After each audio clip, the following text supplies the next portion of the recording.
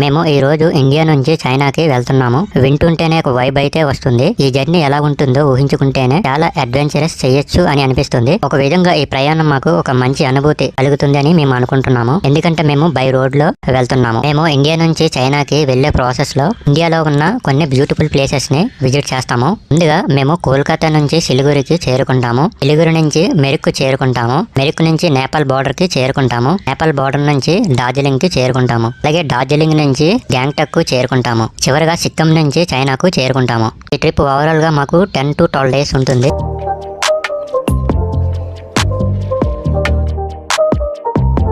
ఈ ట్రైన్ వచ్చేసి Pahari express. Night హౌరాలో 9:30కి రావాలి. 9:30కి ఈ ట్రైన్ రావాలి. అయితే 1 hour లేటు. పోనీ ఆడు ప్లాట్ఫామ్ నెంబర్ ఎంతకి ఇచ్చాడంటే 19కి ఇచ్చాడు. హౌరా స్టేషన్లోనే వెయిట్ చేస్తుంది. కరెక్ట్గా 10 అవుతుంది. ప్లాట్ఫామ్ నెంబర్ చేంజ్ చేశాడు. రిజర్వేషన్ కన్ఫర్మ్ అయింది. S8 52. నేను ఫస్ట్ నుంచి ఎంత వరకు వెళ్తున్నాను S8 అనే ఏదైతే బాగుందో అది కనపడలేదు. ట్రైన్ యాప్లో చూసుకుంటే 19 ప్లాట్ఫామే ఉంది. అది ఎలాగ రాంగ్. డిస్ప్లేలో చూసిన తర్వాత 14 అలాగే ఉంది. ఓకే, ఫైనల్ గా టీటీని అప్రోచ్ అయ్యాం. మాకు కాంప్లిమెంటరీగా థర్డ్ ఏసీలో రిజర్వేషన్ ఇచ్చారు. ఇదే మాకు ఒక పెద్ద మిరాకిల్.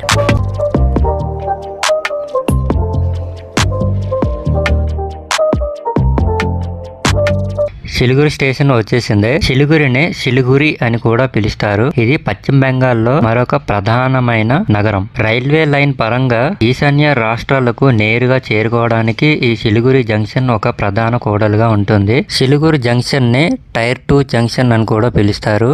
స్టేషన్ నుంచి బయటికి రాగానే మనం లోకల్ టెంపోస్ ని మాట్లాడుకోవాలి. సిలిగురి జంక్షన్ నుంచి బస్ స్టాండ్ కు 2 కిలోమీటర్లు